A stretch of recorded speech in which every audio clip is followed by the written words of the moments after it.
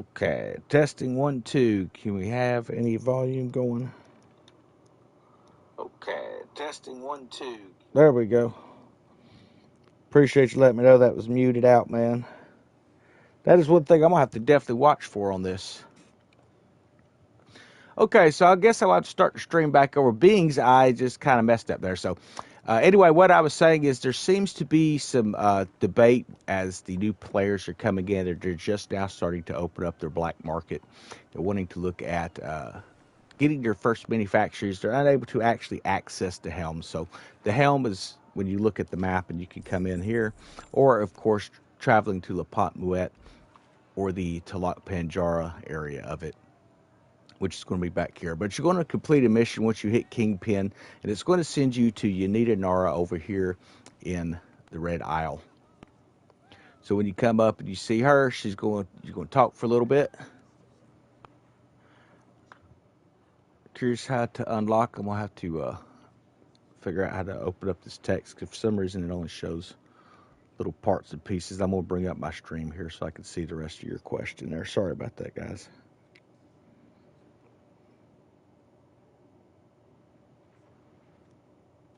How to unlock new cannons. Okay, yeah, we can cover new cannons too.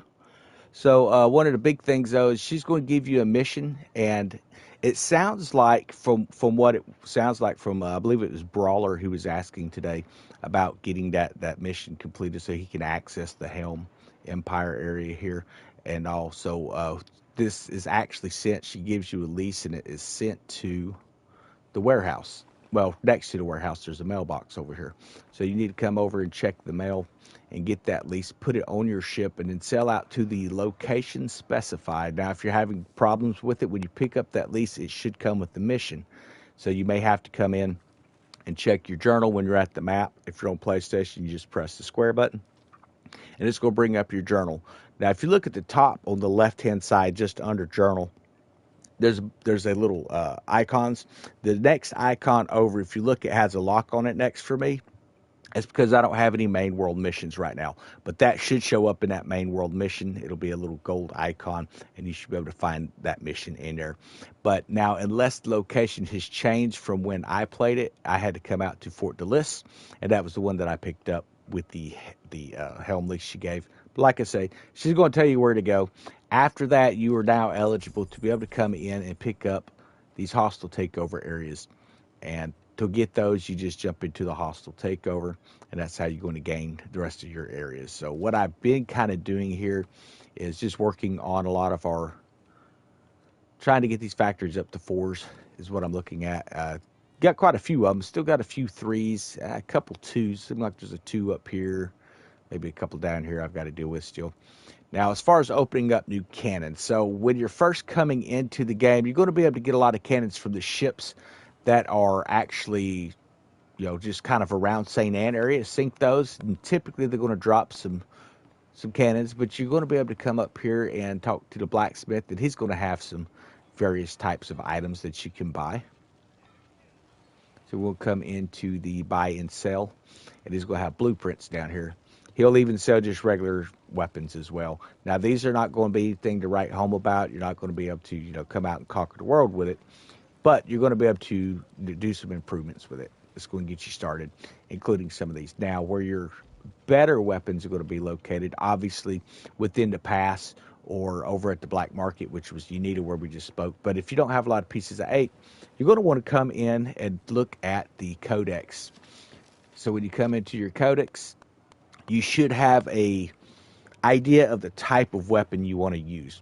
We're talking long guns, bombards, demi cannons, I think they're called culverins and things like that. So there's different types of weapons in this game. So you have auxiliary weapons. These are center mounts that'll be like mortars or rockets. These here are your all deck weapons. So this is going to be a top deck and a mid deck. If your ship has a mid deck, you're going to be able to load this out, and within it, you're going to have culverins and demi cannons. Now, I was a demi cannon guy for a very long time. The problem with demi cannons is you got to get close. So if you use them, you can use them on broadside or something like that, or You could use it off the back of the ship. It's up to you how you want to use those. Figure out a way where you can implement them into your build's a good idea. Culverins, they are very fast shooting, and they shoot pretty good distance. They just don't have a lot of damage to them. I mean, even when you're looking at, say, a level 6, or I'm sorry, a level 5 Culverin, you still have 1125 base damage. You're not really picking up, not really picking up anything special with it. So I took and upgraded set of these, completely rolling them out with the Ascensions. And I mean, they were okay, but you just can't get what you can get out of some of the other cannons with it. Now, of course, there are the enhanced culverins, which is where you're going to get into fire culverins, brick breakers, and things like that. You're going to be able to find where those items are located.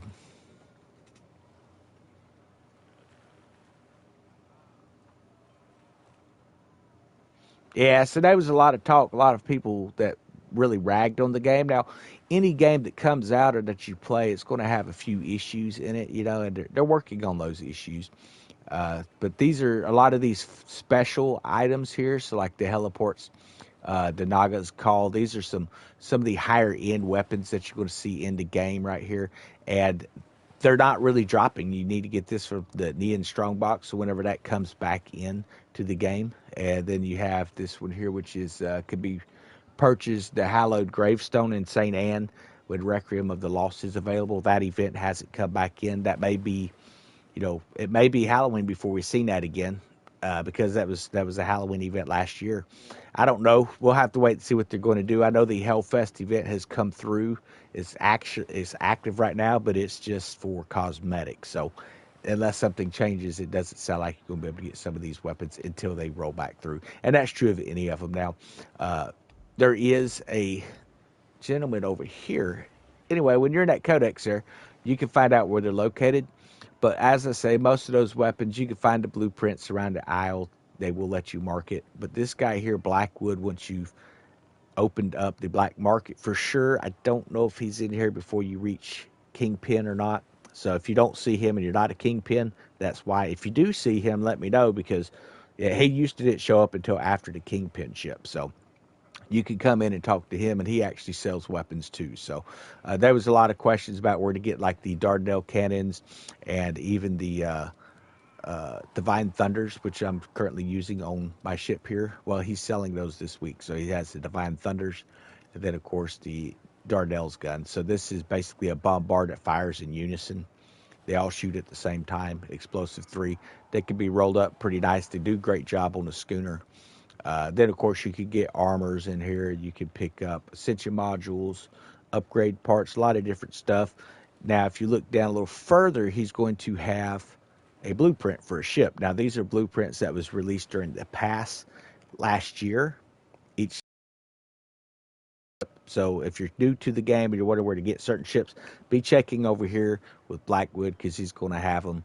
They don't all appear at one time, and they rotate. Seems like he's on a every couple week rotation right now with these things. That blueprint will be in there a couple weeks, but there are some that was only in there for a week. So you're going to want to make sure that you check for those blueprints there. But when it comes to what type of gun you should use, or anything like that, I've got my favorites, and that's true of everyone that's out there. So that he has urban great guns. Now, I do recommend that you get the blueprint for these so you can just build the urban great guns. And it seemed like he used to sell that. I'm not seeing it now, but you can track it in the codex now. We can try and see if there's any items that I don't have in the codex to show you how to track something. Here, let's double check. I think I've grabbed most everything doing past videos on this, but okay, a top deck weapon. That'll be like a long gun or a bombard or a torpedo. You only have weapons on the top deck. Nothing applies to the lower deck of your ship. But these weapons are quite a bit more powerful than your all deck weapons, which include that lower deck. So you're only getting, if you got a ship with 4 gun ports on the side and 2 on the front, you're getting the 2 on the front and the 4 on the side. But if you're using a all deck weapon, you would have 8 off that side, 7 or 8 depending on how many gun ports there are on that. Now, when it comes to, see if we could track something here. Yeah, like I said, I was afraid we already had everything. But when you're coming in here, where it's showing the crafting requirements for me, what it would actually do is for you, it would show a location. And then if you look at the bottom of the screen there, it says track, press X to track. It would track that blueprint. And when you pick it up, once you had the blueprint, you can then track the requirements, and it's going to have that list come up on the right-hand corner of the screen so you can see exactly what's needed while you're out farming, and that's a great way to do some things. And you can also look at that and see, well, where do I pick those up? Now, it should be showing you the locations one at a time as you pick up, starting from the top, like green heart plank. And after you complete how many you need, it's going to move on to the next, the way that used to work. Now, if it's not working that way anymore, like I say, some things have changed in the game. I don't really hunt down materials too much anymore, mainly because it doesn't matter what I'm doing, I'm picking up everything, harvesting trees, harvesting the plants around it, and all that kind of stuff. But I just go out out on a farm raid. It's a great way to make sure that you always have plenty of materials. So you should be trying to develop some sort of a routine of what it is you're picking up and keeping a lot of those materials back as you're exploring your new territory. So you have raw materials. These are going to be like trees and plant fibers, different types of metals and things like that. Now, these can all be upgraded at the refiner, or you can look for refined materials, which will typically be carried on ships, or they're going to be inside outposts. And you're going to be able to look and find the material. It'll give you how much of it. You can track it, and it's going to show you where it's at on the map. So if I want to track, let's just pick something here. If I want to track, let's go to a raw. We'll take you to the proper way. I like to find the raw materials personally. So if we wanted to find Ramey here, this is needed for some of your first medium ships. So we're going to track this material and see exactly where it's located here. Okay, so that is now tracked on our map. So when we come to our map, it's going to mark all the locations where that's growing, as you can see here. It's going to, if we track steel ingots, it would show the steel on the side, but it would also track that we could pick up the ingots over here as well. But you want to also look for, let's see if they've got a weaver in this area. Right here, this is the refined version of it. So this is the raw. But anywhere that there's raw, you want to look for this little icon here when it comes to fibers and things like that. It's going to show you where they're refining it. So you can come in here, you can buy it from this location, then you can farm the location. That way you're getting, what you're buying plus what you're farming, or you can just farm it up. And all this up through this location here is going to have little bitty ships that are called collectors or harvesters. And they're going to be picking all this stuff up. So when you come in, expect that you're not going to be able to get a lot of it because something's going to have already depleted. It's going to say depleted. That means that a harvester ship or a player, it's usually a harvester ship, has beat you to it. Not a lot of people are out farming this stuff anymore. So it's usually a harvester ship. But if you kind of look around, you can find that harvester ship and where he's at, where they're traveling and stuff. Unfortunately, I've never noticed it to mark the harvester ship on the map. You just run across them. So now, if you're wondering what a harvester ship looks like, that's something that when you first started playing, it seems like that was actually one of, I want to remove this here because I don't really need it. One of the first missions that Skurlock sent you to seemed like there was a couple of harvester ships right out here in the bay. And they're just a small ship. We could go out here and look, and they look the same on every area of the map. Different cells depending on the territory that you're at.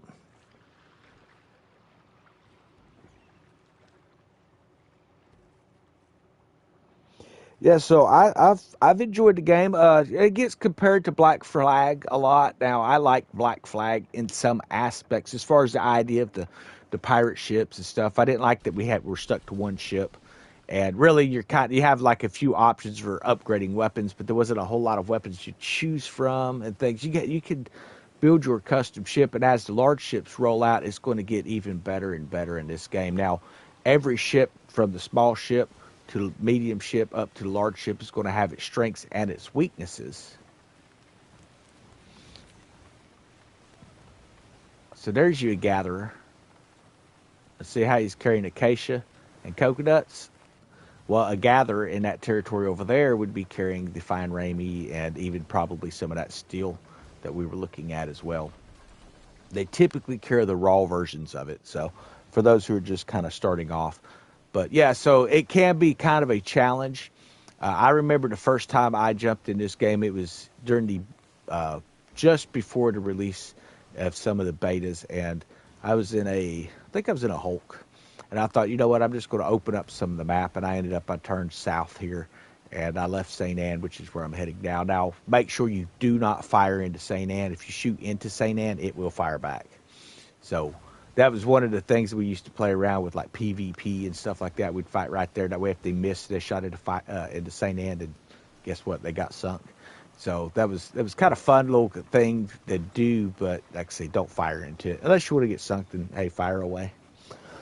But I can recall when I first came out this way, and I had some of the crappiest weapons. So what I ended up doing and what I ended up realizing I needed to do is, if you look at the map here, let's go ahead and halt our progress here. We'll check around, make sure we don't have some rogues after us. When you zoom out and switch over, you're going to notice that there's territorial areas within the regions. And these are kind of set up to an area where if you're traveling in this area, everything should be pretty close to you being able to sink it. But if you're traveling to another zone, it starts to get progressively harder. And if you leave the region completely and say go into Africa, North Africa is a mess with the fire ships and stuff. You would think a lot easier, not so much. Campaign Royale is probably going to be your biggest enemy to begin with. This Clan Farah over here, I'll be honest, what I ended up doing when I would leave the St. Anne, I would usually come out this way, and I would hang right around these shallows here, and I would farm all the ships in this area. In fact, it seems like it's the blacksmith who gives you a mission for that, and they drop cannons. Now, it can take you a while to grind out a set of cannons because you don't have a lot of silver to start building stuff, but you can drop those cannons, and they give you a little bit extra boost. Now, if you're using a cannon that's ineffective, like what I mean by ineffective is you can't hit with it properly, and that can happen sometimes. Yeah, and shipwrecks, as Sirius said, they're definitely hitting shipwrecks because you can get a lot of materials there. Now, if you're wondering where the shipwrecks are at, you can actually access these using a dhow if you want to. You can access it this way too. I won't bring you around, but a lot of folks, at least with me when I first started, before I even got into my first ship. I think the Badar is actually the very first ship that you get. I wasn't in it real long. I did travel out and get a Hulk, but it was a nightmare getting down there. I'm not going to lie. It seemed like it was over at the Great Yakuta, which is in South Africa, but I don't recall exactly where that was. So there's going to be some shipwrecks on the backside of the St. Anne area here, and you can access those backwaters with the dhow and come out into this little bay here.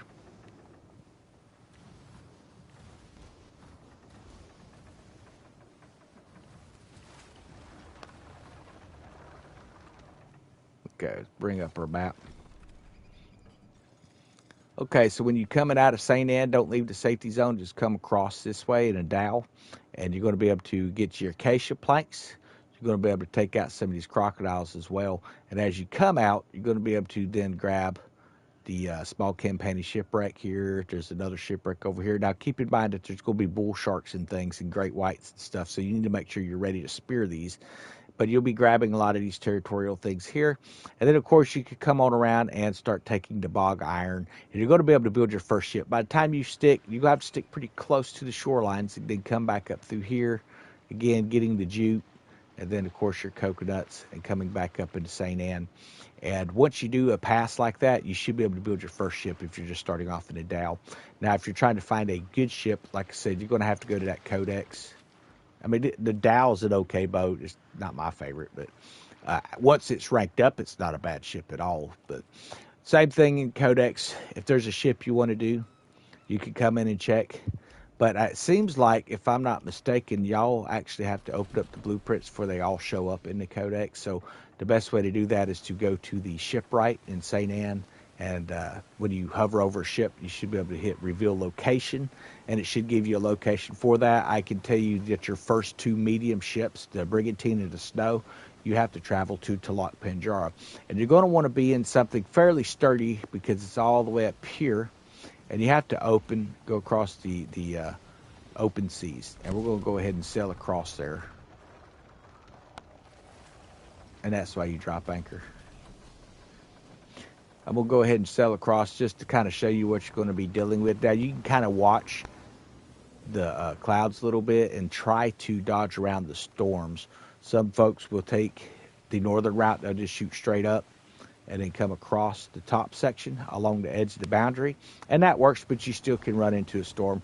Crossing the open seas, you're almost guaranteed you're going to run into that storm some way or another. Now, if you get up there in that black stuff, you're going to get hit by lightning if you're in a small ship, or you're going to get sunk by the waves. You can bring a bunch of repair kits. Just remember, you're going to be having to repair constantly. And it may not be quite as dire as it used to be, but it can be kind of a pain. So a lot of folks will take the southern route or the northern route. I prefer the southern route, honestly. What you do have to watch for, so this is kind of the south route right here where I'm on. It's not exactly south. It's more kind of across the bottom section. So I would send you down here just going to eliminate the storms. Do not, whatever you do not ride down through here doing this. Because if you do this and you start staring at towers and you start staring at ships, they're going to start staring back. And then they're going to start firing at you. Now, I don't know what it is once you reach a certain level or you've defeated enough of them. They kind of stop doing that. But it does happen on occasion. But if you're a new player, expect everything to want to sink you. And if you're sitting there and you're looking really hard at a ship, like trying to read what he's got, see if we can get him to go up on a warning with us. He probably won't. Typically, you'll see a little light come up. Or you'll look around and you'll see like a light at the top of their mast. And it'll go from like a orange color to a red. Once it goes red, that means they're fixing to start shooting. They seem to have changed that in the game. Now, when you see battles like that as well, you can stick around. See how he's now looking at us with his little spotter scope. But when you see ships fighting it out, you can stick around and pick up the debris that they lose.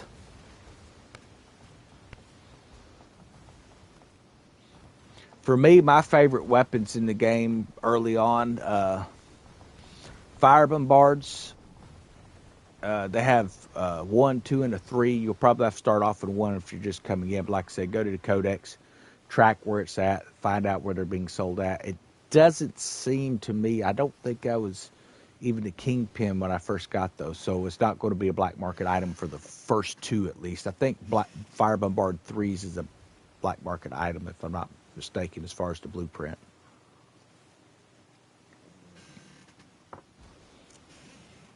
And then the Zamas, those are great weapons as well. So they were demi cannons. But like I say, there's a lot better weapons now in the game. Running the pass is probably going to be the quickest way to get the best weapons you can get, because you're going to get cut for bars and you're going to pick up some weapons inside the game as well. It seemed like the long guns were what was running right now. Then events as well. We recently had the event for the Honorless and picked up some really nice demi cannons and some bombards there, the divine winds and declines. Those things are pretty awesome. Great weapons as well, but it's just one of those things where it takes a while, and you're going to reach a point where you're struggling. And once you start to get where you're farming effectively, and then you start getting kind of bored with it, it's time to move to a new section of the map and start farming there, and just rinse and repeat as it gets easier. Then it's time to move further into the game. What you don't want to do, if you're just barely struggling, you don't want to just come linear, coming straight down through the maps with some of the newer ships. As you play this, one of the things that you're going to notice is it does get easier if you're playing with friends versus playing by yourself. Okay, so again, we're just kind of trekking across here. I want to check, see what this level is here. It's a 2. So I already own it. It's a 2. If I can grab this location. Now, just because you think you got it doesn't mean you've actually got it. Someone else could have tried to join it at the same time, and whoever gets here first, okay, I got here first, would be the guy who loads up in it. That hasn't been happening as much here lately, but it does happen sometimes. So don't get frustrated. Just figure, hey, you know what? Maybe next time. So this is what your hostile takeovers are going to look like. What you need to do is when your timer reaches 0, I recommend waiting till that reaches 0 because you're going to get more points for taking out the towers. I can start taking out towers now, but if I wait to take the towers out, it applies to a completion of this event quicker. And that's going to be the same thing in PvP as well. Now, there's a lot of guys when they get in PvP, they just go ahead and just take out all the towers right off the bat. And I've done that myself, but it's whatever's easiest for you. There's no wrong way to do it as long as you get it done.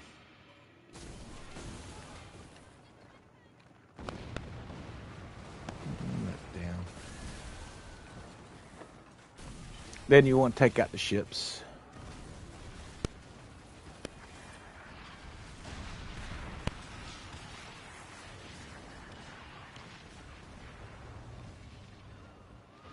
Seems like there's one more tower here. Yeah, right there. So these here that I'm shooting off that front, that is a Divine Wind, and I've rolled it up. Pretty sweet. I really enjoy it.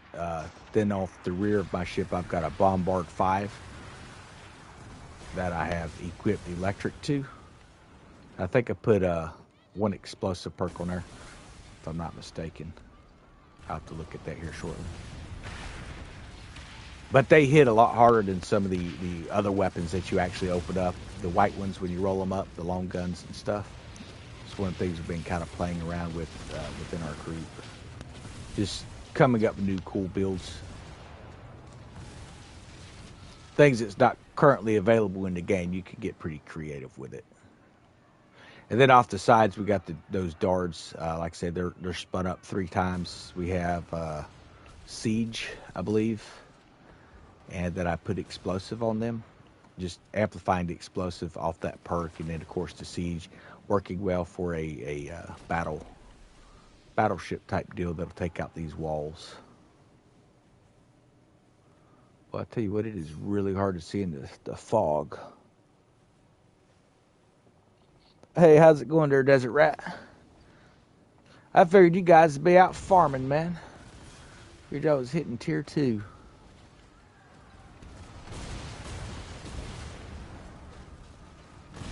We had some crazy storms last couple days out here where I'm at. Just freaking insane with the lightning. But I think they've got all of our poles repaired. I don't know. We'll find out. Mine's working anyway, and that's really what matters.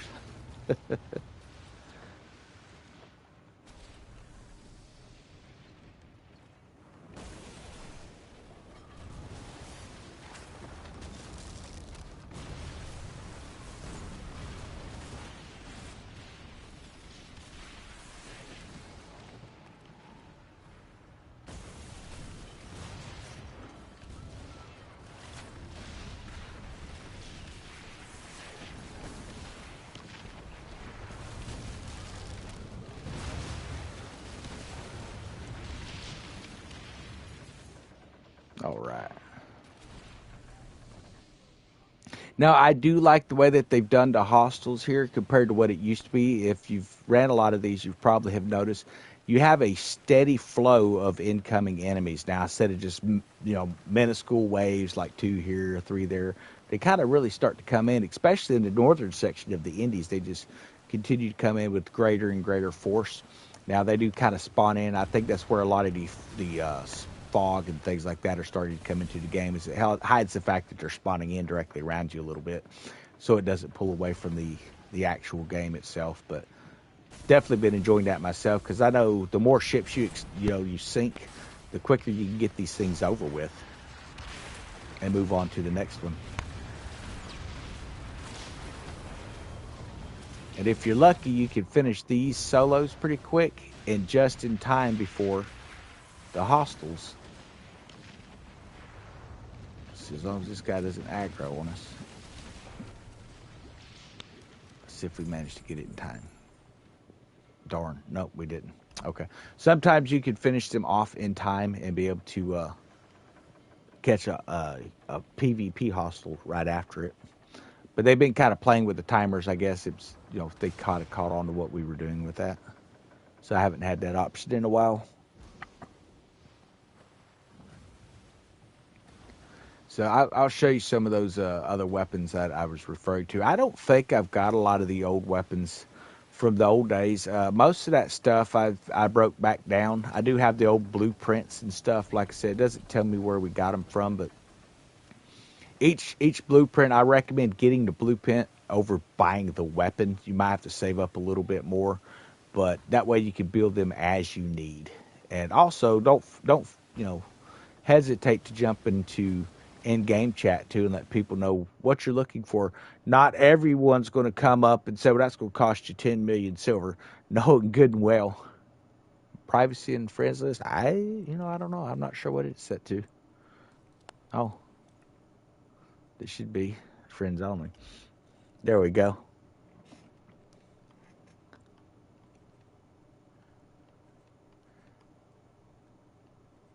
Something about when I switched over here to the Xbox or the PlayStation, man, a lot of my settings had kind of changed. Even like the view of my ship had changed. So let's go ahead. You want to travel up to Talak Panjara.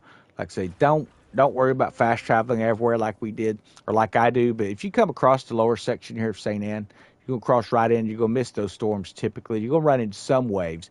But if you come up this direction, you're going to be in some of the highest swells with the largest lightning strikes you've ever encountered in your life.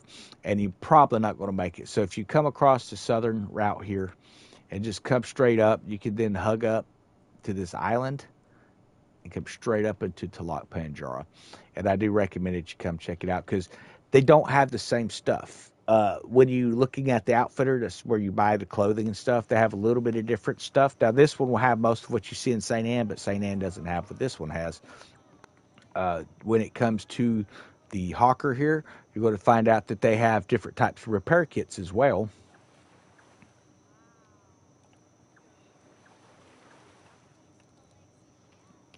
Let's see. So, like here, we have the enhanced threes and the enhanced twos and the enhanced ones.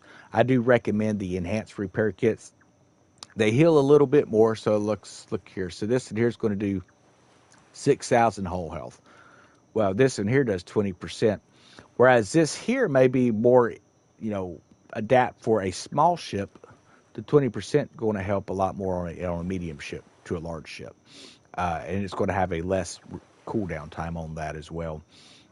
Then when you start getting to like your repair kit twos, this will do 16,000, whereas this in here will do 50% of a ship. And some of these ships are 35, 40,000, so it's definitely worth that.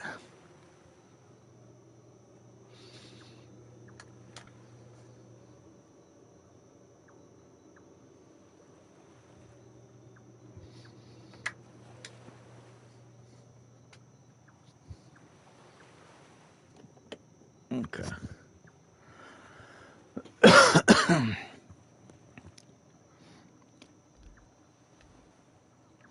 But you're going to come over here and you're going to want to talk to the shipwright over here. And this is where you're going to pick up the snow blueprint, the brigantine blueprint. Now, which ship is better? I can't I can't really answer that for you. The reason why is everyone has their favorite ships. I say get them both. That's just you're going to want to get all the blueprints because a lot of people use the snow to set up for like a monster hunting ship because of the brace that it has on there, where you can brace through a lot of damage and stuff like that. But when you come in, it'll be the same thing as over at the blacksmith. You will come up, and if you don't have the print, it's going to allow you to track it, or they're going to sell you the print. But this person here is going to sell you the snow, which is it's the snow class. It's the Vanguard is what they're calling it, and then the Hull Breaker, which is a brigantine class. So you're going to be able to get those here. I believe you get the Padawan here as well. Now this one's great for if you're going to be doing a lot of early on, farming of bases and stuff. You're going to be able to get some extra effects whenever you like detonate and things like that, where you park the ship out in front of a base and start hammering it out with those. So this is going to be nice. Of course, you get a more health out of this Vanguard. It's 50,000 as opposed to the 35,000 I believe this one had. 37,000. Then the Hull Breaker Brigantine class is 40,000, but it's as far as I know, unless something's changed, this is the fastest ship in the game, and you can actually pick up some wind drafts and kick it up to around 21 when you're running like water bottles and things like that. That's going to make your ship go a little faster. Now, one of my favorite ships in the game was the Sambuck class. It's the Pyromaniac, and this thing just is just fantastic with demi cannons, the Zama 3s, the Phoenix Talons, and things like that. When they're rolled up, they do a great job. But because of the hull health, it's only 35,000 hull health on it. It doesn't have a lot of brace strength compared to most of the ships in the game. You're going to be, you know, kind of feeling like a glass cannon in World Tier 2. So something to be aware of.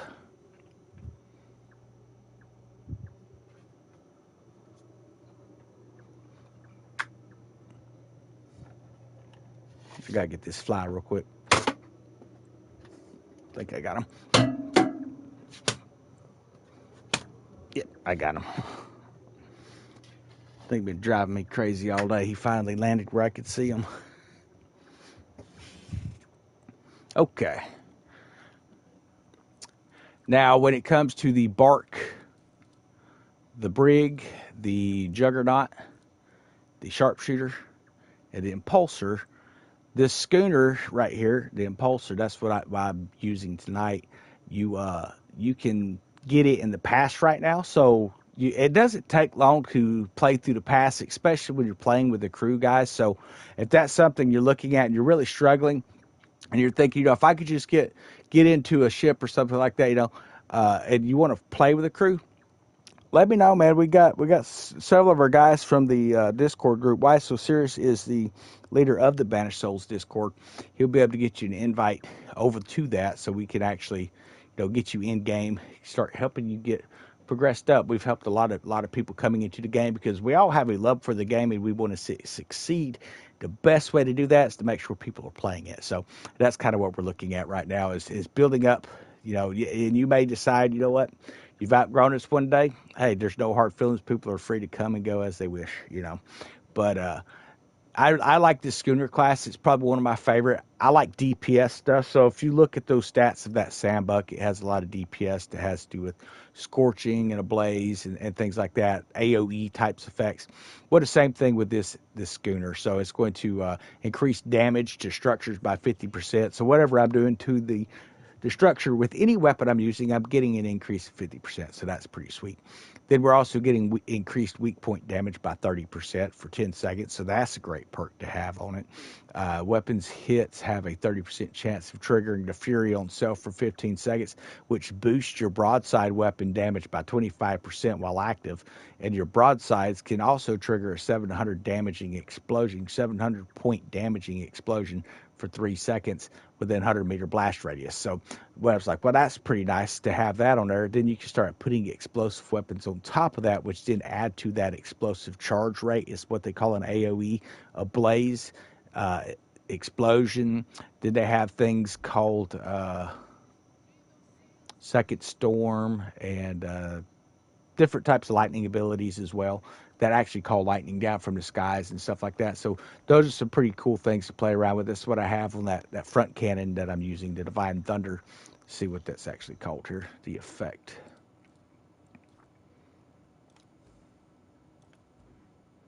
So we're looking at... Yes, so I put amplified electric on it. I increased the damage by 8.4. That's just the basic firepower increase of it. And then to amplify the existing electric damage by 30.1 and then at 29.7. So that's kind of what I've looked at here. The reason I did this without explosion is I haven't been noticing that my wolf perk has been working very well. It seems like it's been turned off, so I just switched some things around. But you need some electric in your ship or something other than just explosive, because you're going to start running into, if you start farming like Megafort, Houston, and you want to run it solo, or even with just, if you got one friend online, you're going to run it, you're going to end up with these ships with this reactive armor that is actually healing off of the explosive damage. So you need something other than explosive to be able to counteract that. So that's where I went with electric on this. So with that, and then of course on my Bombard 5, I've kind of rolled it up where it's got shock damage on it. Seems like I put a siege perk on there too, and then Second Storm. So this is effectively kind of working like a Divine Wind, except it's a little bit stronger than a Divine Wind. So we got a 5870 perk on there, or 5870 damage output. Let's see if we can find our Divine Winds. We've spun up here. So I can show you, I can tell you, but it's better to show you. So here's the Divine Wind, and this is actually rolled all the way up. As you can see, 2936 damage versus what I'm getting out of a Bombard 5. So maybe you don't want to but I would recommend that you give those Bombard 5s and Long Gun 5s a chance before you go crazy looking for a lot of other weapons, especially if you're new to the game, because you're going to have a really good time to just playing around with those. And then you can get into Ascensions, which are done at the blacksmiths. I guess since we're here, we can go ahead and show you. I don't really have anything I need to work on as far as ascending. I've had a few I played around with a little bit, but decided not to pursue it just because it wasn't really, after giving it, it didn't have the right feel for me. You know what I mean? You just got to pick it for yourself. So you have ascended items, which is where you'll come in and you can ascend these weapons up. Now, as you can see, most of these have 3 ascension charms on those, or an area to ascend it 3 times. But then you have things like this Culverin 5, and you can actually ascend it 4 times. So that's what I ended up doing here. And I went ahead and put some shock damage on there, and then I put the tearing damage, and then Sail Ripper as well. And I was playing around with those, and they do okay. I mean, it's not the greatest, so there's probably better ways to do it. But what I found out is, like, the long guns, you can really roll those into something pretty special. I've heard of, almost 5,000 out of some of these things. So that's going to be a great thing. If we got a Fire Bombard 3, so we got 5113, that's not bad. I mean, that's pretty good, but still not as high as Bombard 4 or Bombard 5. Where this has Explosive 2 and Burning 1, this here has Explosive 1 as a natural perk. Now, instead of running Shock, I could just put explosive damage all on this thing and have 4 ports here and have one heck of a Fire Bombard. But like I said, it's totally up to what you want to pursue in the game as far as how you want to do your build of your stuff. But I do recommend that you give those blueprints a chance, because what I noticed is you can actually build those to be a little bit stronger. Now, that's not to say they're not going to come out with a stronger weapon later in the game, guys. But what that is to say is the question came out, how do I get more powerful weapons? Track that blueprint. Again, Codex. This is your answer for all questions like that. Because like I say, you're looking at over a year now since we found a lot of this stuff. But if you come in here and you say, you know what, I really want those Bombard 5s. So that's the top deck weapon. So you're going to come in here, you're going to go to a Bombard 5, and it's going to, let me see, I think I've got all the lower ones, yeah. It would show you where there's a blueprint. You're going to track that and then go pick that blueprint up. I think that blueprint was silver, if I'm not mistaken, is what it cost. I don't really recall, but I think it paid out. You could buy that with silver. So then, of course, your bombards. Here's the stage 1, stage 2, stage 3. Good weapons. A lot of great effects. If you're using ships, and try to match your ship to your weapon, guys. So when you have, if you're using a ship like the Brigantine, and it has the ram hook on there, you should be looking for furnitures like lead kettle and things like that that's going to amplify those flooding damages. This is basically like any role-play game or multiplayer game that you're going to run into online, where you have a character and maybe he's a fire mage, or maybe it's a healer, or maybe it's a DPS guy that specializes in certain types of stamina type damage or magic type damage. Well, your ships are essentially the same way in this game. So when you look at each ship, this Badar, you're going to notice a common theme here. While it's a DPS ship, it's an aggressive play style, and it's made for ramming, which then helps with the flooding status. So you would want to put things that amplify the flooding status, make it last longer, make it more punishing when you ram somebody. And then they have armors you could put on that heal that ship when you ram them for like 138% of the ramming damage that you've done. So great ship to put those types of armor on. Great ship to put on flooding damage as well, because it's going to help apply a flooding effect. It's going to help to keep that going as well. So it's going to, there's a lot of really cool stuff on that. Now you have your Hulk. This is a tank class. Now when you're looking at your small ships, it's going to have the highest brace strength and the highest hull health of all of them. Then, of course, you have the Sentinel, which is a cutter class. This is what you would call a support class. This is specialized in aiding friendly ships to support. The support excels in providing assistance that can help turn the tide of battle. So it restores severe damage 0.4% of whole health per second. So doesn't sound like a lot, but if you're out at sea and you have severe damage, it's nice to see those repairs coming in. Then, of course, we have the Firebrand class, which is a barge. And then you have this one here is for the Blaze effect. And then you have, so you're going to want to put fire-based weapons on there. Anything that has fire on it.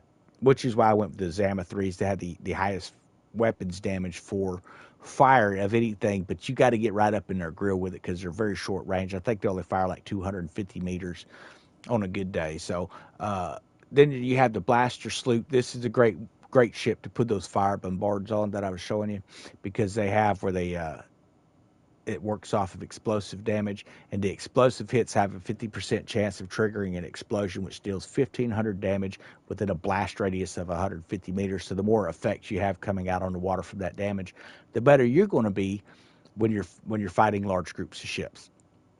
And then it gets into large class. Now, here's what's pretty interesting if you look at it. So you have your rammer class, but then you have your hull breaker, which is a brigantine, and it's essentially the same ship, just larger, better stats. And then you have your Hulk class. Well, then you have your, if you're looking here, so this is the same thing, class as a snow, but it's a tank, ship type. It's tanks. Then, of course, you have your Sentinel over here, which if you come over here and look, then this one here is also going to be within the support class. You see where it says ship type, support class. Then this one here is going to be focusing on wildfire. Well, when you come down here, it's called a blazed and scorched, but it's still working off of fire damage. And then, of course, the sloop, it has the explosive weaponry. This has a little bit with the Patawakanna Bombarder class, but really where you're getting most of that from is going to be this new schooner. It does just a fantastic job of adding that explosion out there. Now, for you guys who play a lot of first-person shooters and y'all are into that sniping stuff, from shooting from afar and all that kind of stuff, you get perks on this ship over here, the Garuda, for that as well. Now, some of those perks have been reduced a little bit what they used to be, because this ship was very OP when it first came out, so they've kind of bounced it in a little bit better. But yeah, so that's the ship that you can look at, and I think that is one that is available from Blackwood right now. Now, I do recommend it when you're on these islands that you take a chance to kind of look around, because you'll have like areas where cookeries are at. And what you want to be doing, you don't have to carry it on you, but keep all the raw materials, the raw foods that you get in the game. The reason you're going to do that is because you want to be able to come into them and say, you know what, I'm just going to cook all this stuff up. And you always have food. Now, I do recommend that you cook all the food, because it's going to give it a better boost rate for your stamina recovery.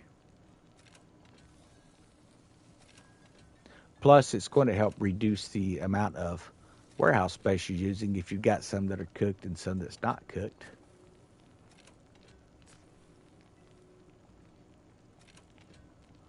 Okay, so now we're going to make sure that did not send it to our ship's inventory. Sometimes it does. We're going to want to make sure we send all this back to the warehouse, so we're not carrying all of it.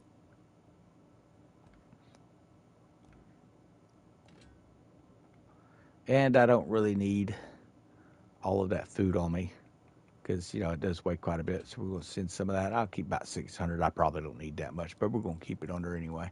I don't need the repair kit 3s. I do keep a couple different repair kits. I keep these enhanced 3s just in case I need them. I don't usually have more than 20 on here at a time, because you get more than that and you start running into weight issues. And enhanced 2s, I've got 12, so that'll be fine on that. Let's see, upgrade parts, moving that stuff over.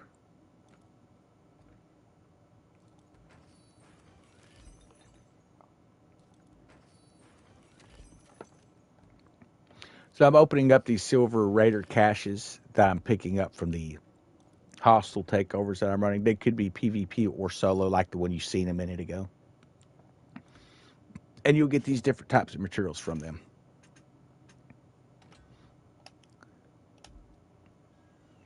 Now, I'm going to go ahead and travel to the Helm office. If you're on a console holding R1, 600 should die it. Yeah, definitely should die it. Better to have it on the ship and not need it than to be out at the water again. I'd hate to come back in, so I usually keep like 1,000 of each cannon fire with me, except for auxiliaries. 500 is usually enough on those, unless it's rockets, and I'll keep about 1,000. But this here is where you're going to take those helm materials that we just got from those boxes, or what you sink from your helm ships, and you'll come in here and you're going to run all these different types of products here. This is going to give you stuff that you can sell for pieces of 8 or even sell for silver. Now, if you sell these for silver, that's how you get up, 10, 20, 30, 140 million silver. That's where you're going to get that from. Haney's Gunner. I think that's serious. I think. Pretty sure. I'm not sure. So you see people for the console that they're on what their name is. So it looks like I don't know. I'm not 100% certain there. Okay. Just go ahead and check the Empire. You can check it from within here, or you can check it from your map. It's totally up to you how you want to do it. Let's see what the reset time is here. Don't need that area. I already have it. Now, you can run these. If you don't, I mean, it's up to you if you want to crash in on somebody. But if no one's running them, it's 450 pieces of 8. Now, my guess is, because this is tier 1, this is probably a new player. So what I don't want to do is come in here and fight a level 9 for a territory and make him rage quit the game and never come back to it. If that's something you're into, then I say go for it. But I myself, I'm not the type of guy that's going to do that. Now, what I can do is I can come out there and check it out and see. And usually it'll be a small ship that's out there trying to get their first territory. And what I like to do is actually give them a hand. Maybe you're taking out towers. Maybe you're helping with some crowd control. Totally up to you how you want to do it. Or maybe you come in. I don't think you can heal them while they're in a PvP, though. If it's a PvP hostile, I don't think you can heal them from the sidelines.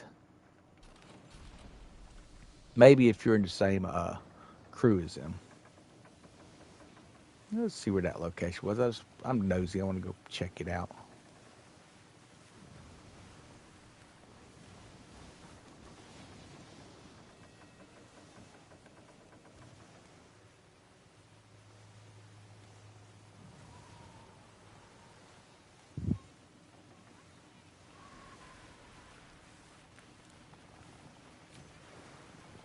Yeah, see, he's a level 12. I'm not going to go harass a level 12 for it. Or even a level 11. I think the level 11 is who's actually after it. We might come up here and help him take out some of the towers. It looks like he may have those down already. Now, if I join the PvP, then it's going to mess him up. But you can come in and help take some of this stuff out. Nice job. That looked like a spring loader almost.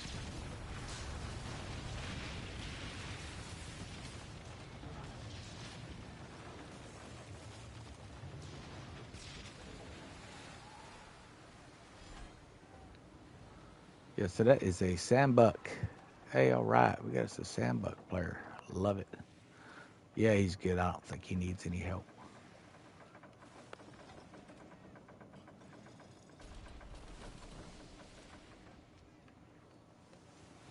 Back in the day, he'd have had to fault me for it, but like I said, I don't need it. If it's a territory I need, though, and it comes up, like, say, taking it from a 2 to a 3 or a 3 to a 4, and I've been waiting a while on it, you have to fight me for it. I don't care what level I'm in. That's why I'm here. That's why I log in to do my light farming.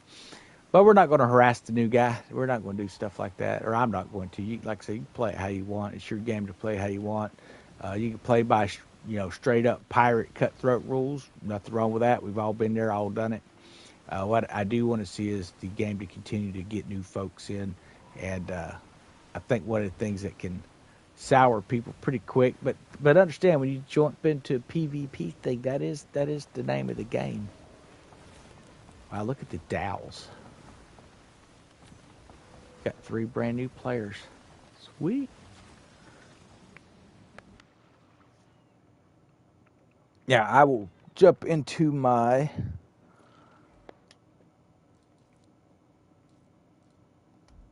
Let's see. I need to look and see if I've got that assigned actually to a base.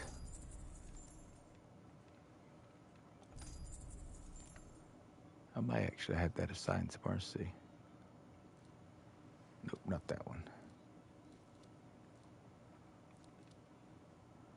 Schooner, there she is. Yeah, see, I did have that assigned somewhere. So we're going to reassign. Then we're going to unassign so I can get in that thing.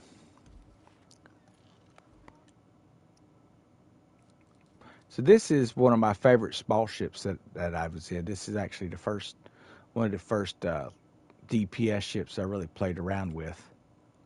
And I do highly recommend that you have one, even if you're a seasoned player. They are just a fantastic ship. Like I said, it has that explosive weaponry on there. And I'd put on Fire Bombard 3s all the way around, and I'm still running those. They are ascended 3 times. They should still be viable in this game. We're going to find out firsthand here. I have actually used it in PvP a little bit in the Death Tides. Now, as long as you ain't in a area that's full of Garudas, you're good to go. But, you know, as anyone who's jumped into Death Tides realizes, when you start dealing with the Garudas, you're going to need something to reach out there with. All right.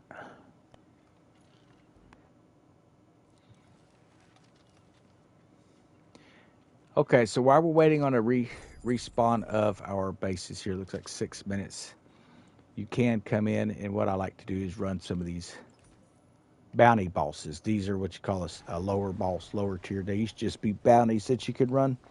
A lot of great ways to get pieces of 8.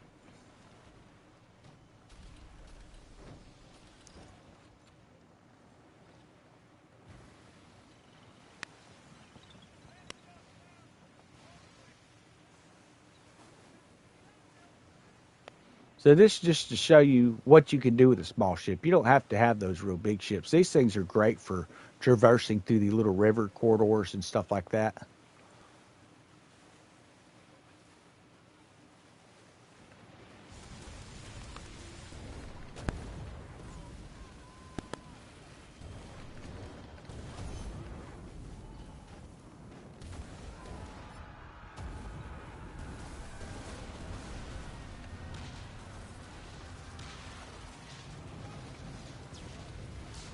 Like I say, get you a set of fire bombards, put them on there, and you can start sending those things up and have you a really nice small ship. There's not much to these bosses down here. Okay, I can't pick up any more maps. Got 124 eights there, look like. And then we're going to jump up here to Hunter Hunted. And this is what I'm doing while I'm waiting for things. You know, like I say, come up with what type of a farming routine you want. You're going to want to have some sort of a grind. That's that brigantine. Those things look cool, especially with that new skin that they got for them. Well, I say new. I think it's actually been out for a season, but.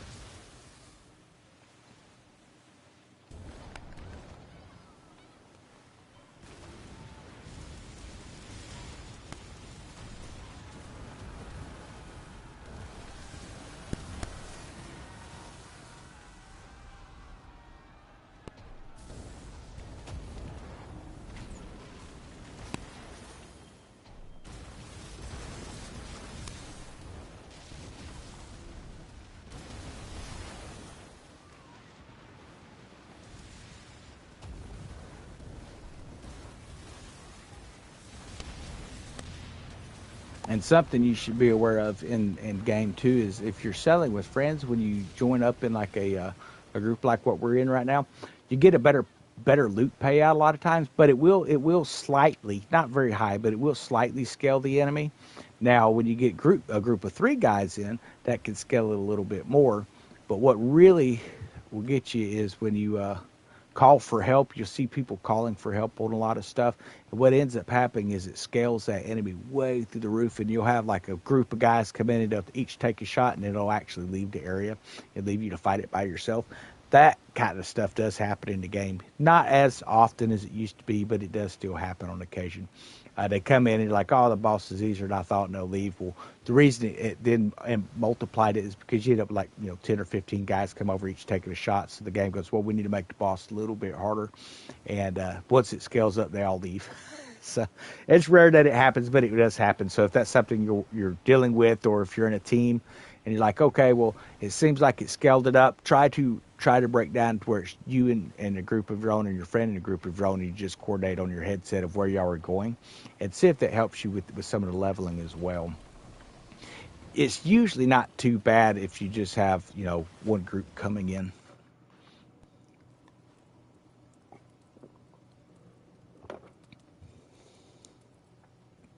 Okay. Now my only complaint with these smaller ships is they're slow. To me, I just think they're slow. So I'm gonna jump back in my schooner here. Like I said, it's becoming probably my favorite ship in the game, man. And I was a Sandbuck fan through and through for the longest time. Now I still like the Sandbuck. I use it for my uh, defenses and things like that. I even use it on certain takeovers just for the heck of it.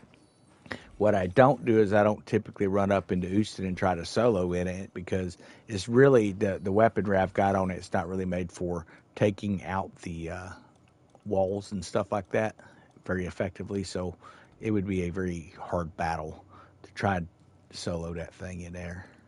Now it works great against the ships, though, so it could be something while you're dealing with the walls. You got a buddy helping run interference for the ships, and we used to have to actually take forts that way back in the day.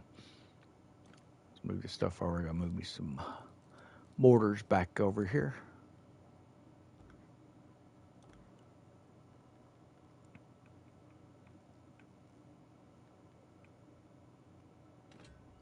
But yeah, if you're just doing light farming, I do recommend jumping into tier one, even if you're in the advanced stages.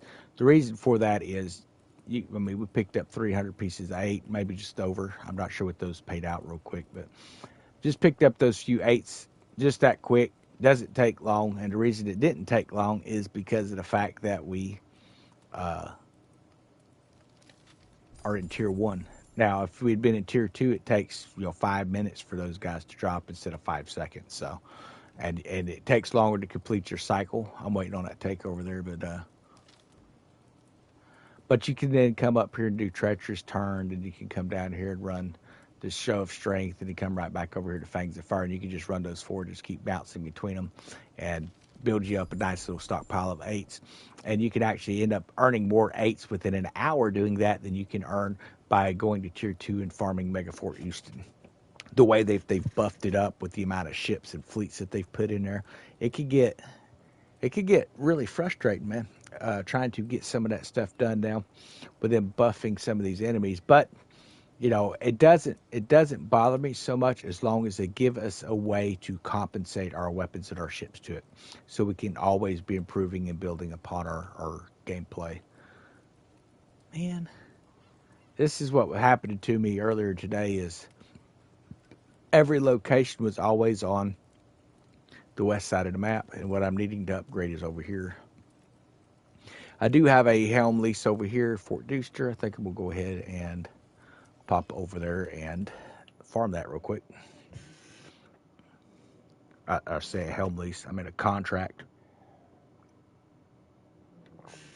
These Helm contracts, they pay out certain types of materials that you then use in your factories, be laboratory or the, what's it called, distillery. And that's where you're gonna make your gold skull products and stuff like that, and be able to sell that stuff for some pretty big chunk of change. Now, if you take it all the way up to the top tier, that's where your big payouts are going to come.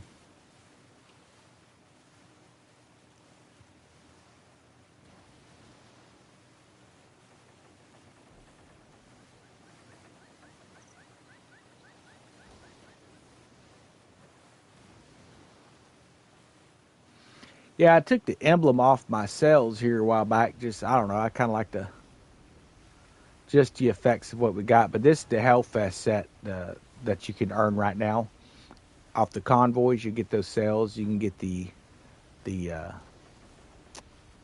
do you call it there? The ship, the actual ship cosmetics, the red railing and the black, red on black. I think it looks cool. Now you can go straight in here waging war against everything as you're coming up. What I like to do is just approach the fort, take the fort out I'm working on, and then wage war on the way out. But all this stuff is going to aggro against us anyway as soon as we get out here.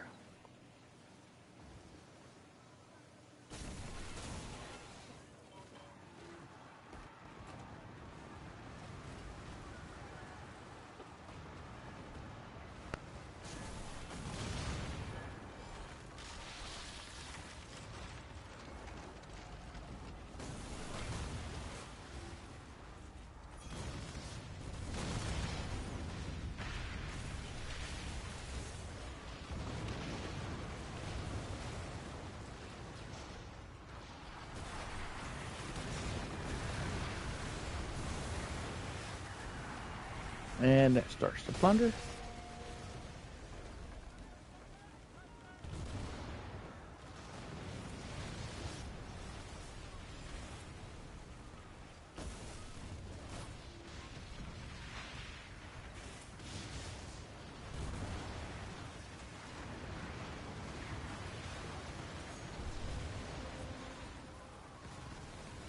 So it looks like I get to re-earn all of my trophies again here on the PS5 now. I've started playing on Xbox, and that's what I've been playing on it for, since it released. But I don't know, it's kind of nice to see all these new trophies popping back in. Feel like I'm accomplishing something, even though I'm re-accomplishing the same things I used to have. All right, so once your walls are down, you kind of focus on the riffraff on the water.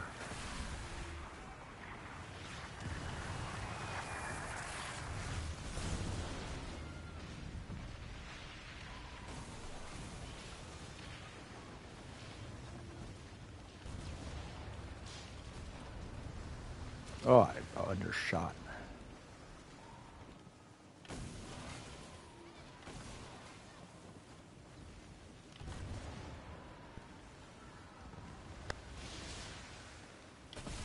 Got him run.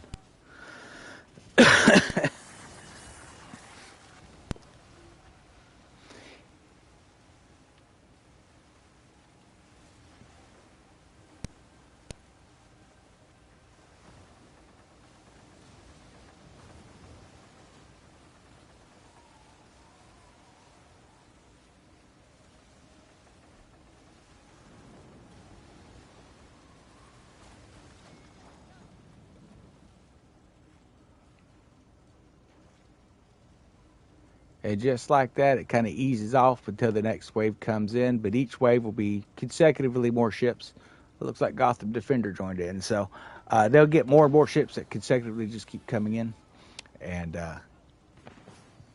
you can get some decent resources from that if you're looking to build ships or looking to upgrade your ships even. Most of this stuff is going to carry things that are used to upgrade, like a brigantine or the snow. So if you see people that are involved in anything like this, hey man, feel free to jump in and start shooting with the ships with them.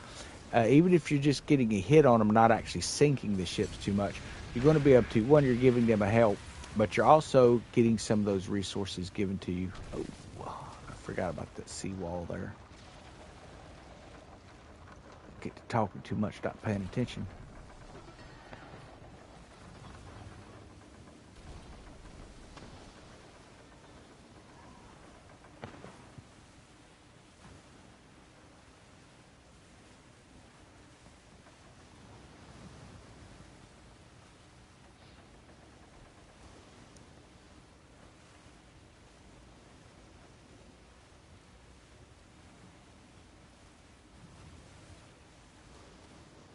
I was expecting a little bit more of a fight from this fort.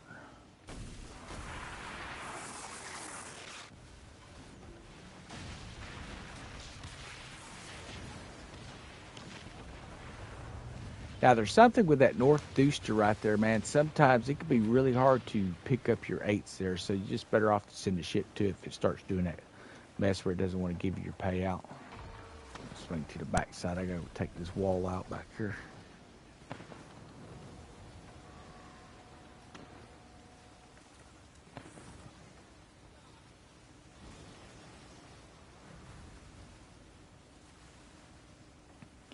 I know we still got, I think we're about 4 weeks, 5 weeks, something like that, from our large ships, man. And I cannot wait to see what that's going to be.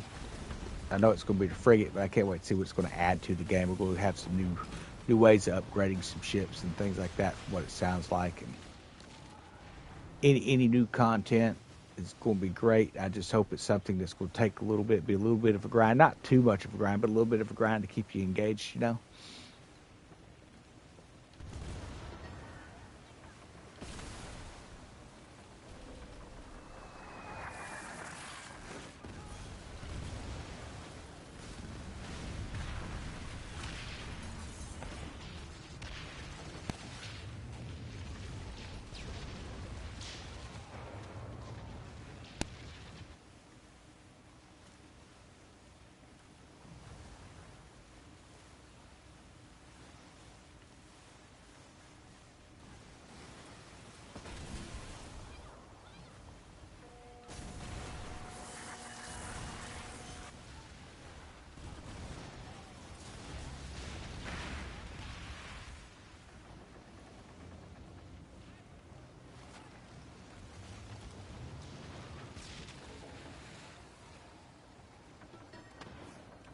But this is typically what I'm doing throughout the day. When I do my farming raids is go to the Helm office, load up some of these contracts. It's going to give you materials to be able to sell for silver, pieces of 8. Like I said, I don't typically sell the materials. You can craft them, but I don't sell them for the pieces of 8. I will sell it for silver just to make sure I've got silver because it gets expensive rolling your weapons in the Ascension port. But once you get where you can set up a contract to sell it, just go out and sync the liaisons. They do have some contracts where you sell on land, and I have done that in the past when I first started, just to get some of those quick 8s. But once you get 8s coming in pretty freely, you don't want to sell your stuff. You want to build that up. All right, so plunder complete. So we're going to pick up here. It should have our contract materials. It looked like it was just for the jade. And 410 poppy. Sweet. And while I'm here, I may as well go ahead and pick up my 8s.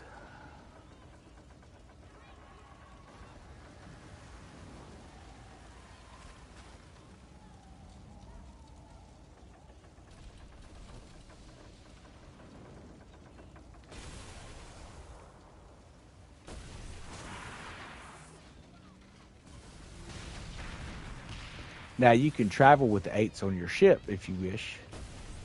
What that does is it will take and call in the Helm.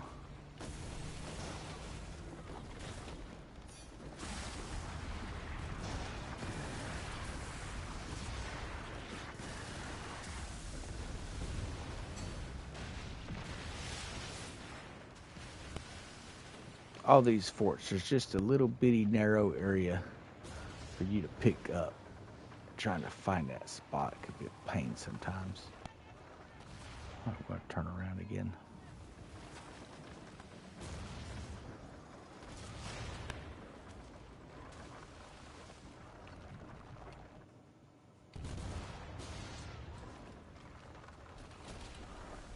Ah, I can't believe I missed it. That's horrible. That's so sad.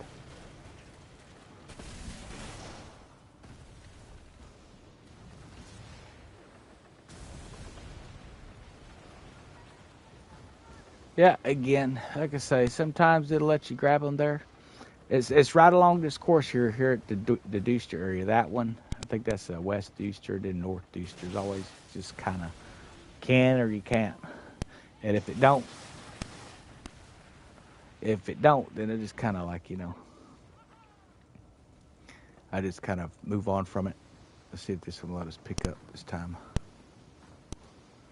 But I like to give an honest review of some things I'd like to see because, hey, you just never know who's watching. Maybe Ubisoft is watching and going, well, that's not right. You should be able to pick the pieces of 8 up. Can't there right now either. Now, it has nothing to do with us having an aggro from the enemy in the area. They removed that back in Season 2 of Year 1 because it's going to let me pick this one here up, I bet.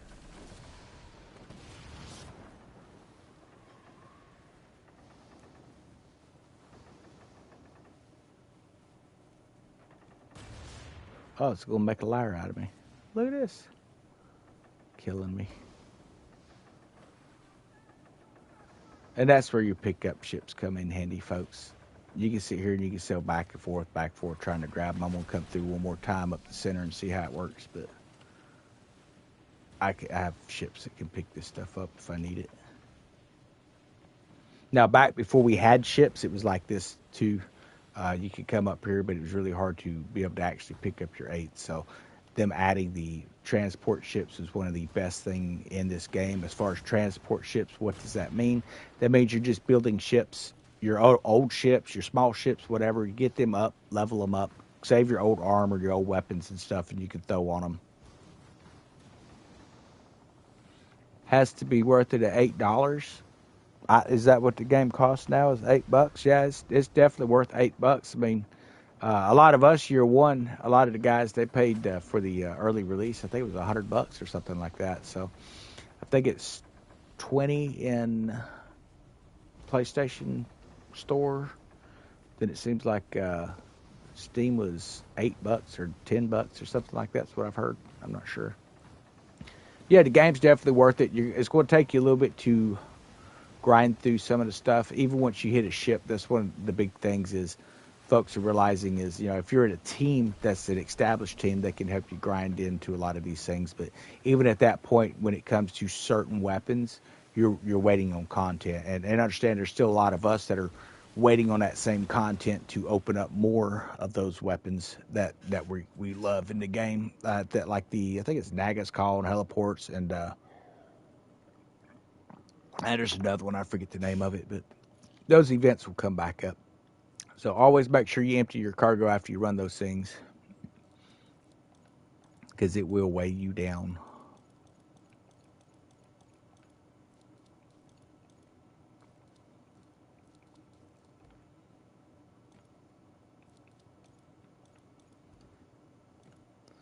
And then because we have eights on our ship, we need to travel to Talak or St. Anne, either one. I think we'll go over here to St. Anne.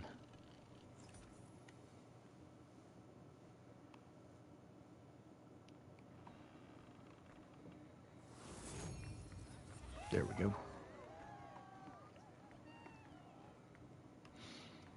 Now your bounty board, it seems to me, and it may be different for y'all. For me, it shows all of the advanced bounties. The Shadow Beast, the Lee, then of course you have the Deadly Lee, and then Jonas Vanderkill. Now back in the day, it showed for like Fangs of Defara, Hunter Hunted, things like that, which were, a lot easier to manage. So I'm not sure what it's showing for a lot of new guys if y'all were getting these advanced bounties, or if it still shows some of the basic bounties for you on the game or not.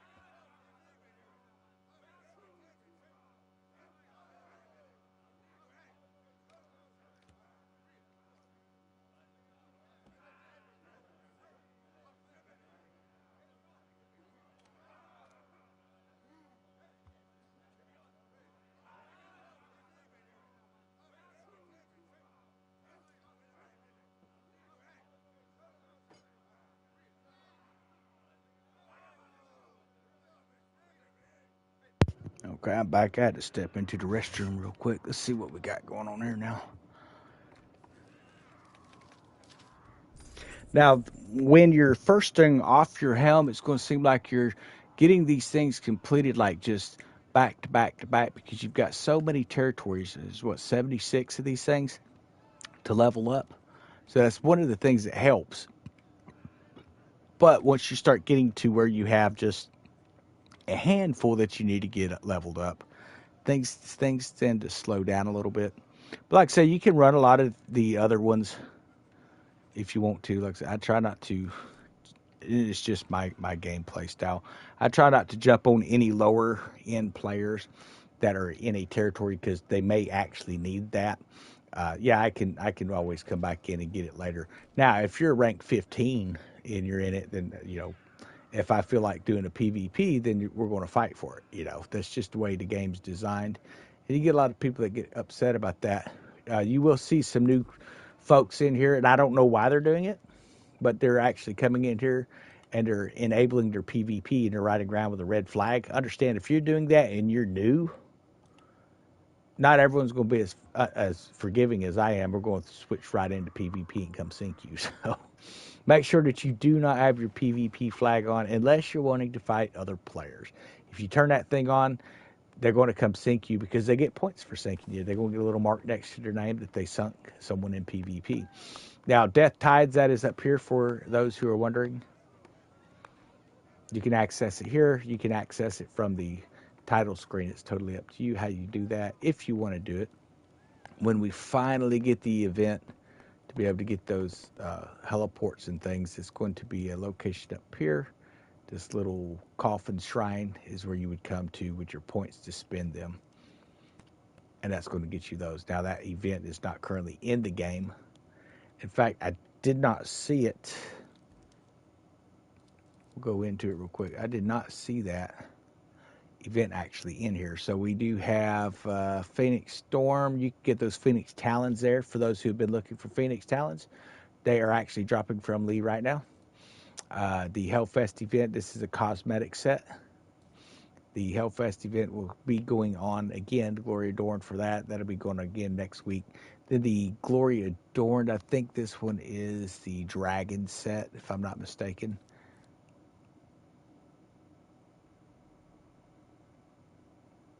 The Soleil Royale comes back next week. It seems like it was a Powder Bombard and I don't remember what the other one, Scoping Station maybe, I forget. Man, it's been so long ago. Those are definitely worth grinding out. The Soleil Royale, definitely make sure you go hit that. It is a ship sent in to help with the course fleets. Then of course we get the Pirate Lord event. I'm not exactly sure what this is going to be.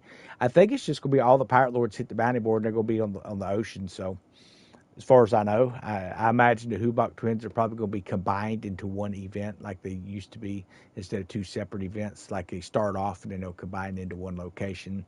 Then we'll have Lee, we'll have Vikram, and then, of course, Lepest. So for those who have been looking for some of those Lepest furnitures, when this event comes on June 24th, make sure you are fighting Lepest to get those furnitures. Okay, then you have the Glory Adorned event. I think there's a couple items I needed out of that still, but I'm not sure why the honor list is listed twice on these days. I don't know if that's a glitch or if there's like two levels of it, maybe. That I'm unsure of. So definitely going to be finding out what's going on with that. So I do recommend running that if you're wanting to get those Divine Winds or even the Klein Demi Cannons. And there could be potentially some new weapons coming out. We'll have to wait and see what's going on. I didn't see anything new in the Codex, though, so I wouldn't be holding my breath on that, but you should be able to get another chance to get those. And then, of course, you want to make sure that you're doing this double Kupfer event at the end of July, or I'm sorry, July 12th, the last week of this past. Now, when you go to do some of those events where you're getting double chest or you're getting double silver or you're getting, any kind of those extra payouts, we're going to go over here to Blackwood. I'll show you something that I think it may be new. It may have been something from season 4. I didn't really notice it too much last year. So you have this Tooling's Favor, and what this is you're going to have these different types of things you can pick up in the game. So you have like the Wicked Harvest, and what this is going to do is for 1 hour it's going to give you a smuggler chest upon defeating an elite enemy. So every elite enemy you destroy, you are going to get a smuggler's chest. Now, smuggler supplies can give you a lot of different types of items. Those are going to be like your Worm's Breath, your planetary gear sets. It could be the Orca mechanisms, you name it. That's what you're going to get in those chests. So it's definitely worth running if that's something you're trying to run. And eventually, when they add a new item into the game, because you know it's coming, those would be some things I use when I'm out farming. So I wouldn't waste them, save them for when it's something you need. Now, Smuggler's Fortune, we have 3 of these so far. This is going to be see here, grants twice the smuggler points gained from infamy for an hour. So if you actually use one of these and go over to the Megafort and farm in a group, you're probably going to rank out through your smuggler's pass in maybe just 2 or 3 hours if you're running these. So could be something good to use. And of course, seasonal spoils. These are going to be the time limited events. Okay, it's going to give you increasing the amount of event currency. So looking at the bloody doubloons that we just recently had in the honor list, it's coming back again. If you're running this 3 hours and you come in, you grind real hard for 3 hours, it's going to be increasing the amount of those events that you earn the points for. I'm saving these because I don't know how many of these we're going to get. If we're going to get more of these through the passes, we did get quite a few in this season's pass, but I'm going to make sure I hang on to them and stack them up. There's not a maximum that you can have, because when they come back in and we get that Hellfest event that came in at Halloween, I'm hoping it comes back.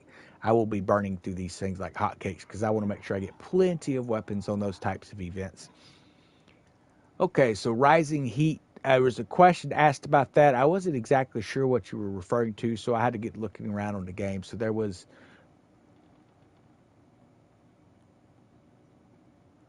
is there an active?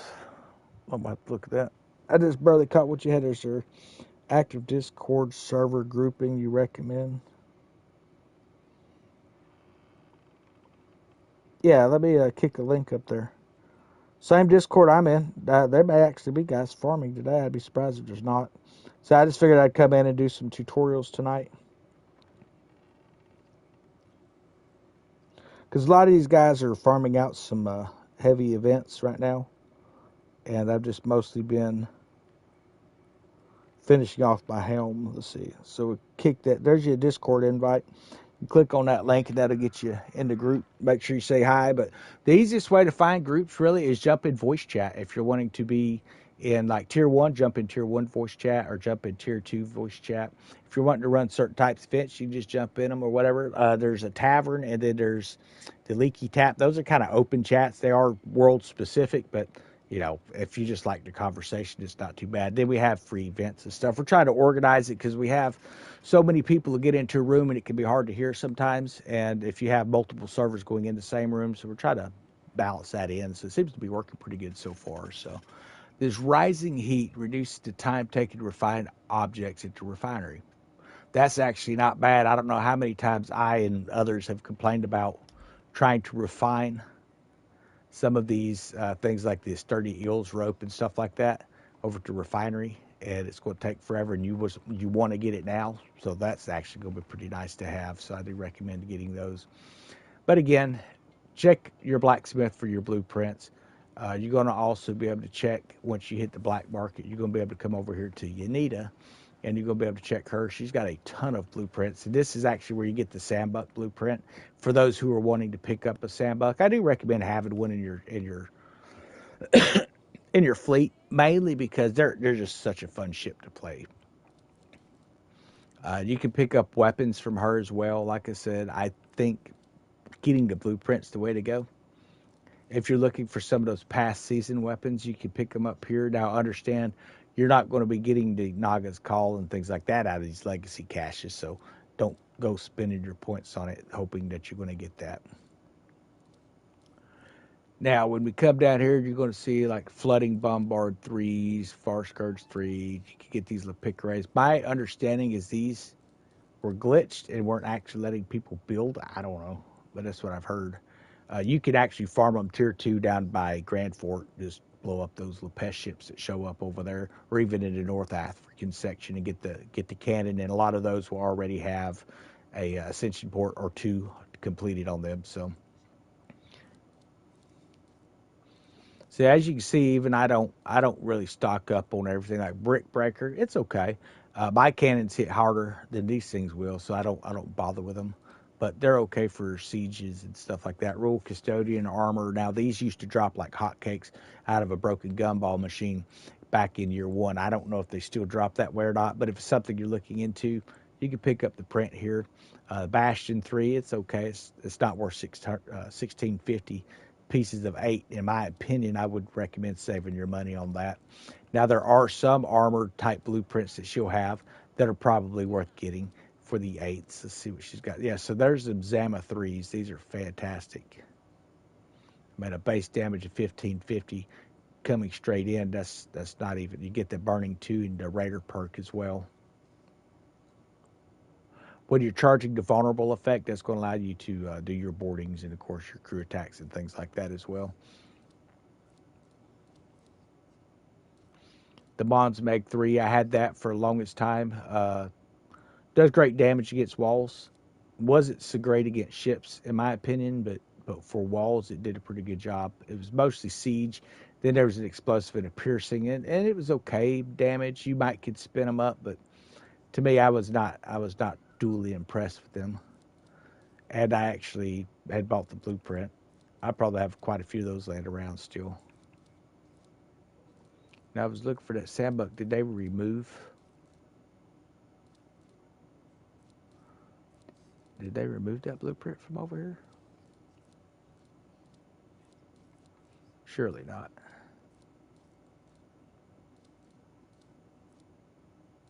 No, there it is. Nope, that's the armor.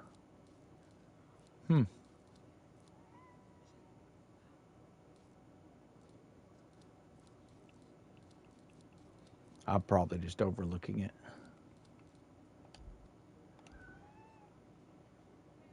But in my opinion, the best ship in game right now is the schooner. Now, that's not to say that next season one of the other ships aren't going to get a buff, or they may end up nerfing this one out of existence. You just never really know. But so far right now, it's probably easily one of my favorite ships. It's a toss between that and the Sandbuck. But as far as what the type of farming I'm doing now for the forts and stuff, running mega forts and all that kind of stuff, it's definitely becoming a quick favorite. All right, so let's see what we got. Anything worth doing here? Negatory. Now we could run that and get some pieces of 8 at the legendary highest. Looks like 450.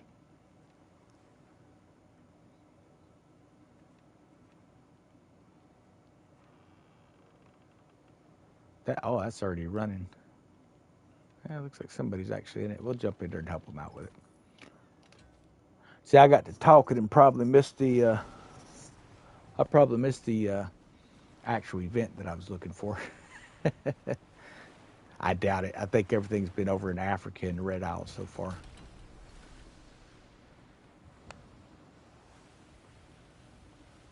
I think that's actually a player there. There's the ship we need.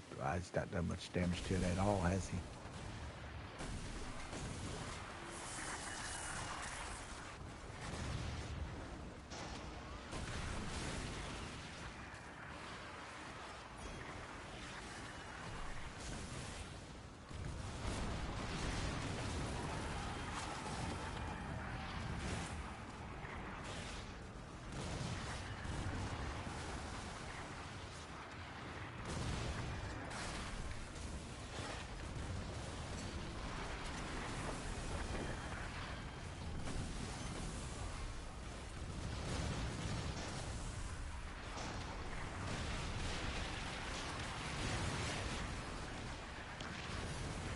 Okay, then we got to see, do I have it or does he have it? Protect the captain with the loot.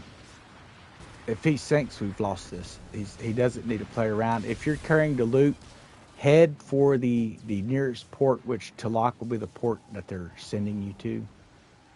Because if you play around with these ships and you get sunk, you're going to make the guy who just helps you get it very angry very quickly.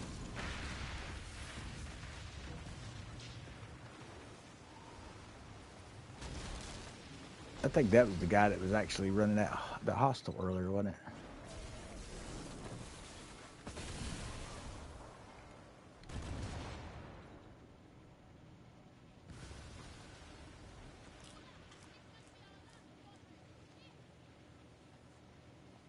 Surely he's not out here with no repair kits.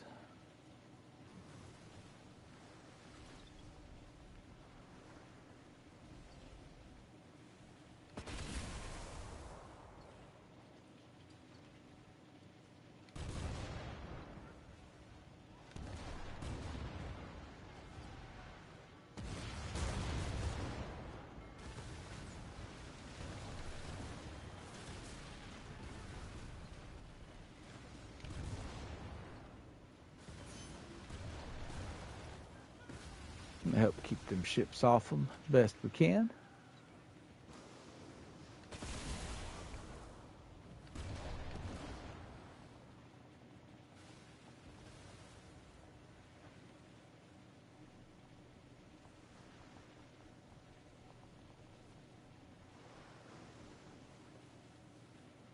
Punch it, Dave.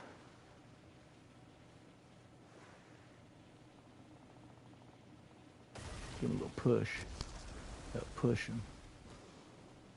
I don't think that's going to help him. It's probably going to make him mad.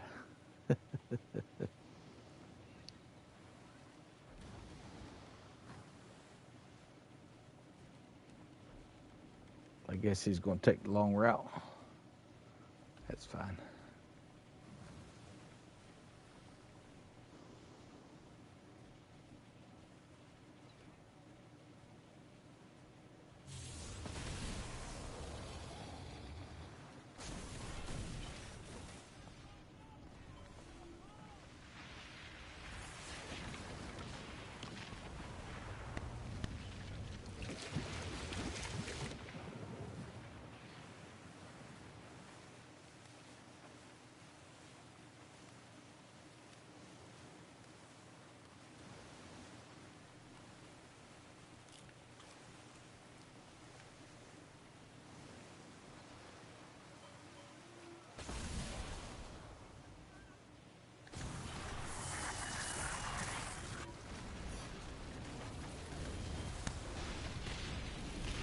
Little sharpshooters.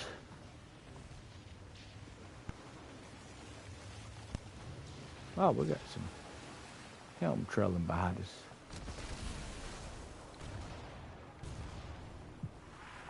This is far back there. I don't think can really hit it.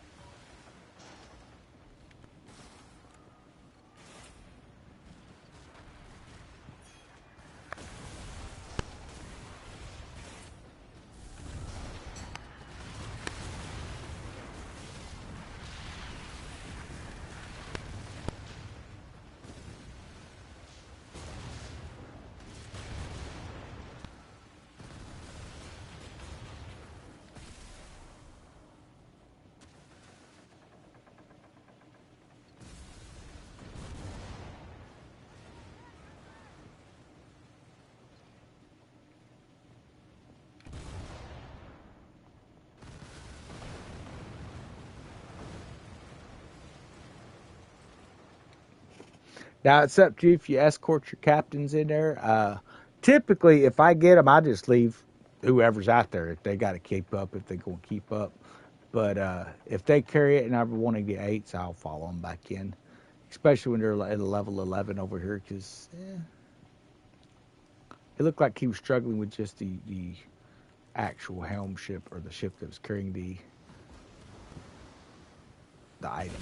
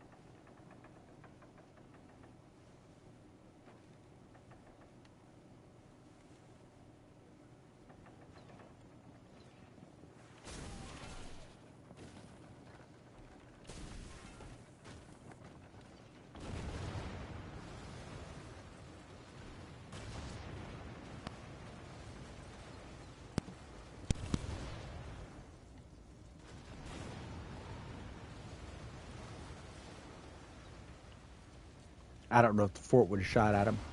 It definitely will now.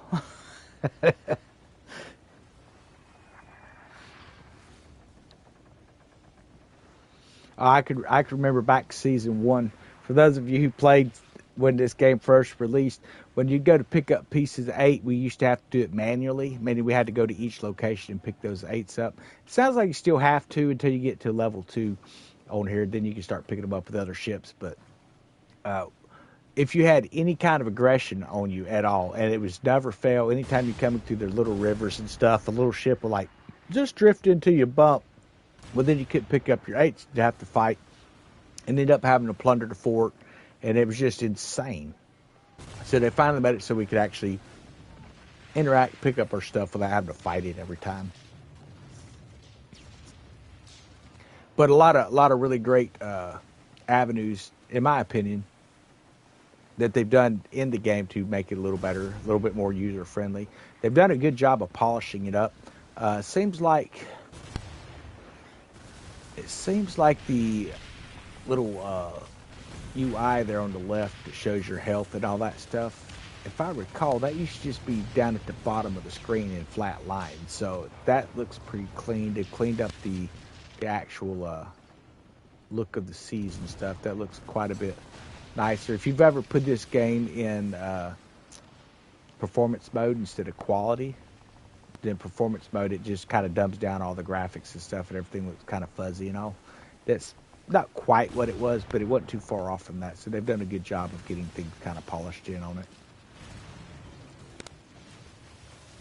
And I tell you, playing from the Xbox to the PS5, night and day, or PS5 Pro, this night and day difference on the graphics. I mean, I'd always heard the graphics or whatever was better on this.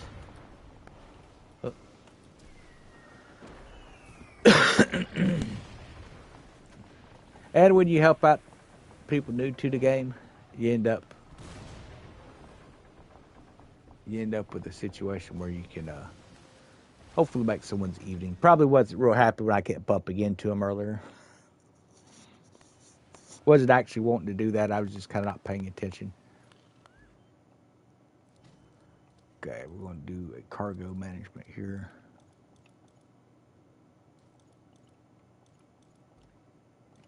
Now, it's up to you. You can stack boxes in the warehouse, or you can open them in your inventory. Totally up to you how you want to do that.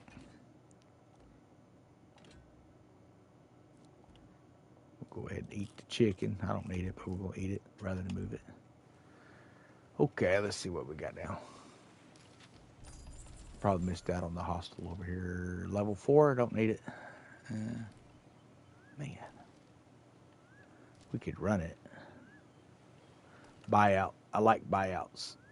This is a quick way to make you can make anywhere from 450 to 900. So I don't fast travel to the buyout through the buyout. I actually fast travel to the location where the buyout's at. That way I don't spawn in at sea and then have to travel in about 15, 20 foot into it. It's just quicker this way. If I'm not mistaken, this is the area where we would have to go all the way to the top, and then you'd meet the Hubox up at the fort, if I'm not mistaken. Okay. I was pretty sure the guy used to be sitting right here.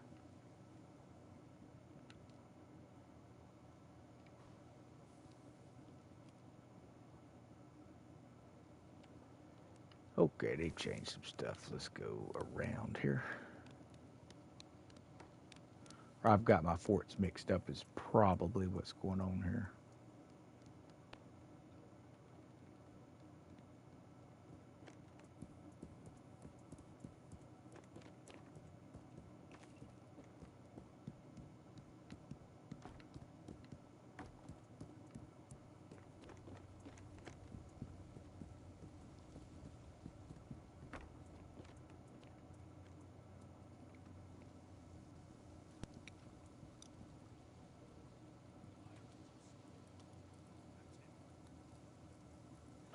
Okay, we got to wait 2 minutes and 40 seconds for us to be able to buy that out. Then we'll be able to buy it.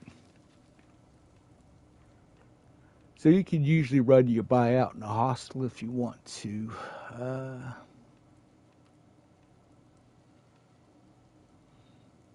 think those are new guys trying to grab those territories. I'm really surprised no one's taking the solos. Now, one thing about a solo hostile takeover is once you have it to a rank 4 or level 4 on your castle, it's only going to pay 175 for the activity. So it's up to you if you want to hit it. I mean, it's still 175, but there's better ways. You can come through and hit 3 or 4 of these events at a time it takes to do that. Running fangs in a far and stuff like that. So definitely worth doing that.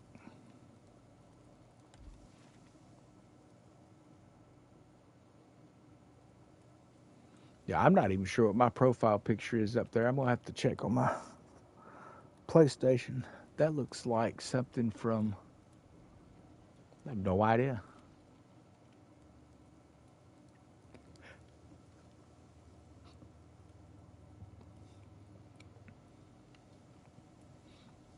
But I hope that this video has helped a lot of folks. It's I definitely like it when I come in, wake up in the morning, and see where it's helped somebody with something. I try to cover as much material as I can, and I know there's a lot of videos out there. I've put out quite a few of them myself, and it's hard to make a video that's dedicated to just one task because everything is kind of interconnected and intertwined on this game in some way or another. And if you come up, we just like show you one aspect, like, hey, we could just come up here and hit the same hostile takeovers that you've already taken. It's going to level you up. Well, it's not exactly true. It is true, but it's not. What you have to do before you can do that is go to your upgrades and of course open up the perk over here for the coercive growth. Once that happens, then you can actually take and farm them, and then it's going to give you the 8s and then level that up to another level. So unless you have that perk, you can hit that hostile takeover as many times as you want. It'll give you pieces of 8, but you're not going to get any coercive growth on your manufacturer until you complete that. And I don't recall what that cost. I think it was, I'd rather not speculate. It don't seem like it was too expensive. Of course, your first one in Empire Administration gives you an additional 8. So if you're sitting there scratching your head going, I cannot get enough factories, I've ran out, how do I get more? Well, you're going to have to hit these little icons, and they will all look like a plus next to an octopus. Now, this buyout location, this would actually sell you a location, but since I have all the locations, it's just going to give me pieces of 8 instead. And the juniper planks, like I say, those are things that I pick up just sinking ships or running fort raids. Sometimes you will have to have what's known as a relic, and there's different types of relics in this game. And you should add this to your farming routine. If it's a capital relic, it's going to be at a capital. So that's going to be like Labastide, anything that looks like these castles. Tianea Town, I believe this is Jiwi, then Sunny Capital, of course, Houston Capital, and then Kahana, and I think that's, yeah. So once you run those and you actually take and do a plunder on it, you're going to end up getting a capital relic. If you look over at possible loot, the way this used to work is it used to work by the tier is what the item would fall under. That's not what happens now. It just shows you the chance that you have of it. Well, you have a great chance to get the capital relic. It's maxed out, so you're going to be able to get that. Now, when you look at the forts here, this is going to be military relics, and we're zoomed all the way out of the map. It shows capitals and it shows forts. Anything that's a fort, you're going to be able to get the military relics from. And then if you zoom in, you're going to be able to pick up the fine relics from these TPs. And then there's one location all the way over here, and this is the only location that has the basic relic that I'm aware of right here. So if you need the basic relic, it's going to be there. If you are wondering which particular type of relic you need, it'll tell you. It's either going to say fine, basic, military, or capital, and then it's going to show the map. And if you look at each location, like it shows the actual flag for your campaigning royale there. So that would be up in there. It's going to be, let's see, if this one here would be, for your sea people. Then this in here would be for the Farah. So it's going to show up a little flag next to the item in the buyout. So I do recommend that you come through and farm those out.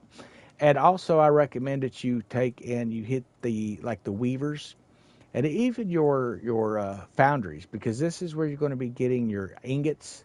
This is where you're going to be getting the refined materials. Now, around every weaver, you're going to be able to find on the islands the raw materials or even the harvesters. The same with your foundries and even the lumber mills. So there's going to be some lumber mills like here If you're needing planks, you can get the planks from there. Then you're going to be able to find the trees also that you can harvest the trees and then turn the lumber into planks at the refinery. You should be able to find some harvesters kind of playing around out there too. So those are going to be some good ways for you to get those things done. But I think I am going to hop off of here on the live stream, guys, and kick over into our Discord because I don't know if there's anybody online tonight or not, but I think I might hit back Fort Houston. We'll catch everyone later. I appreciate y'all stopping in for the stream.